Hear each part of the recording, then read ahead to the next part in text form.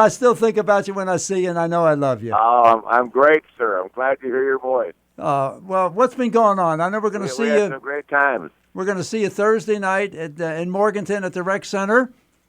Are you coming out? Oh yeah, I'm going to be there. I'm going to introduce you in the ring, baby.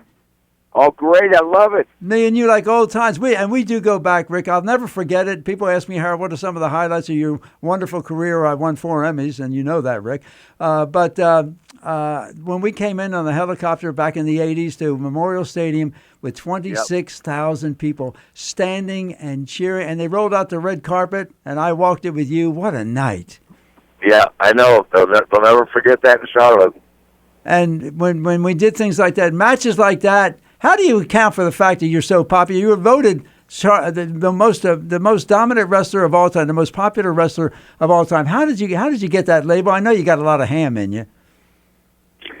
I just think it's because my work ethic, and I didn't take any days off or any shortcuts, and I worked hard, and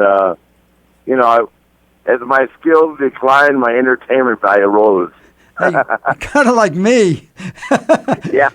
Hey, we go way back, and I remember when I first hooked up with you because I said, man, when I first saw you, and I said, I like this guy's style, and wrestling wasn't something you would put on TV, but I would get calls all the time after a big event saying, how'd Rick do, Harold? How'd Rick do? And I knew there was an audience out there that we needed to touch in TV.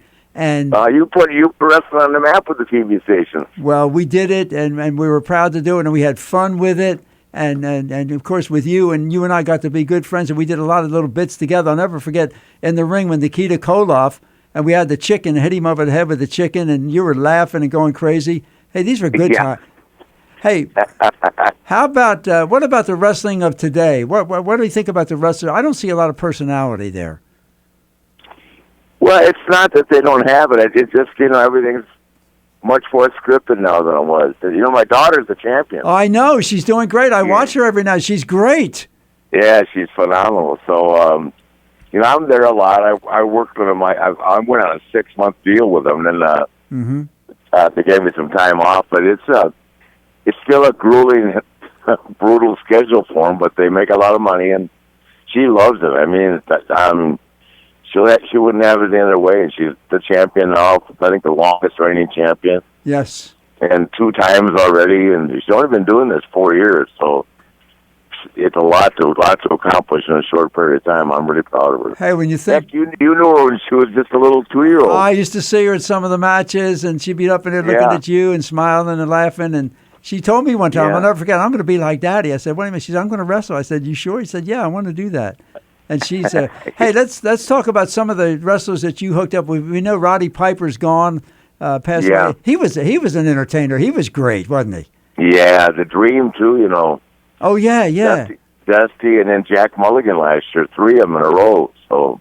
And but, I mean that's that. But you know what? People don't realize. I mean, it is entertainment, but man, it's rough entertainment. You survived with relatively unscathed, didn't you?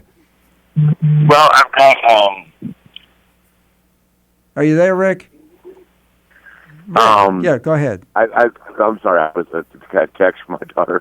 Oh, okay. No, I 2 rotator cuffs, and then I broke my back in an airplane crash. Hey, I'll never.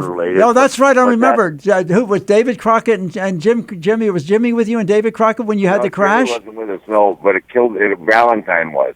Hey, well, go back. Tell us the story about where you were flying to and where you were flying from and what happened. I remember that. We were flying from Charlotte to Wilmington, and the guy underestimated. We were overgrowth, which nobody knew, and the guy compensated by that by carrying less fuel. Ooh. We hit a headwind at 6,000 feet. The engines both shut down. What? And you so did you glide down, or you could? Well, obviously, you didn't come straight down. No, we went straight down. No, we went. What? We actually went.